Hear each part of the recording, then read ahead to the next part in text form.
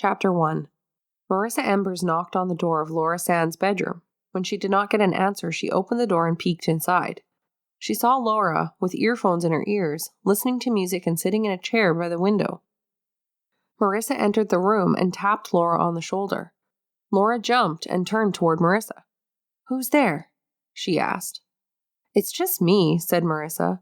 "I didn't mean to scare you. I just wanted to let you know I was here." Laura's sightless eyes stared at where Marissa's voice was coming from. Laura smiled. Marissa had been her best friend for a long time. She might fuss at others for bothering her, but never Marissa. "What are you doing here? Don't you have to work?" asked Laura. "Today is my day off," said Marissa. "I came by to see if you would go to Danny's with me," said Marissa. Laura started shaking her head. She had been very reclusive since she lost her sight in a tumble down the stairs a month before. She tripped over a toy on a stair-step and tumbled all the way down the stairs, hitting her head on the banister at the bottom. Unconscious, she was rushed to the hospital. After she regained consciousness, she was unable to see. Dr. Holly Smith, her specialist, said she might get her sight back. They would just have to wait and see. Laura was losing hope. She was beginning to think she was going to be permanently blind. "Please say you'll go with me. I want to look in the mirror, but I don't want to go by myself," begged Marissa. "You can hold on to my arm. No one will notice a thing."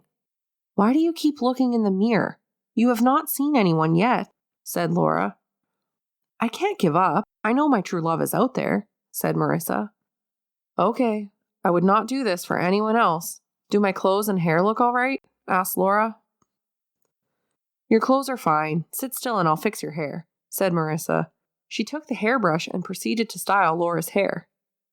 "You know," said Laura, "you need to go to beautician school. You are really good at fixing hair."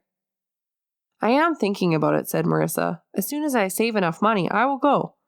Giving Laura's hair one last pat, she handed Laura her cane and, taking her arm, led her out of the room, down the stairs, and out to her car. Marissa drove to Danny's Bar and Grill.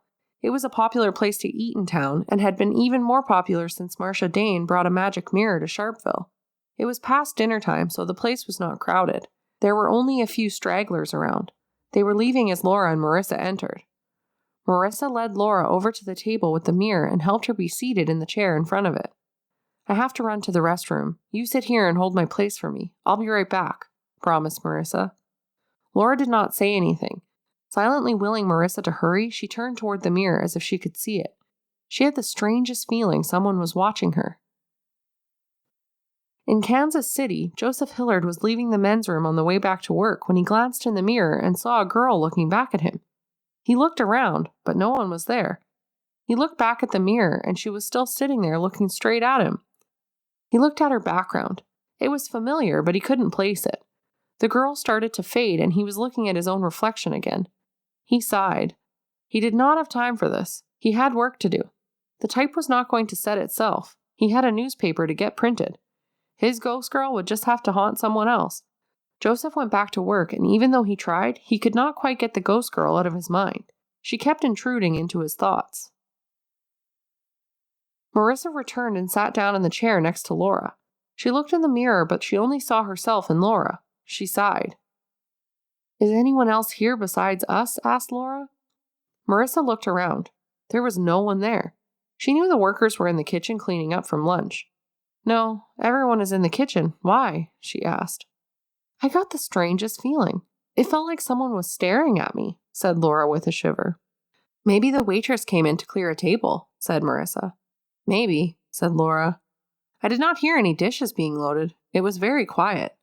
Marissa looked around again. She looked out the window. "Maybe someone was passing the window outside," she suggested. "Maybe," agreed Laura. "Do you want to get something to eat while we are here?" asked Marissa. "No, I'm not hungry," said Laura. She was still nervous about eating in public. Brian Dane came in from the back. He looked surprised to see Laura sitting at the table with the mirror. He headed over to say hello. "Hello, Laura, Marissa. Hello, Laura, Marissa. How are you ladies doing today?" "We are okay, Brian," said Marissa. "Could I get you something to eat or drink?" he asked. Laura shook her head. "I'm glad to see you out, Laura. I know Mary and Gary have been worried about you. Your parents were very upset after your accident," he said. "I know, but there's nothing to do but wait. The doctor says I might get my sight back.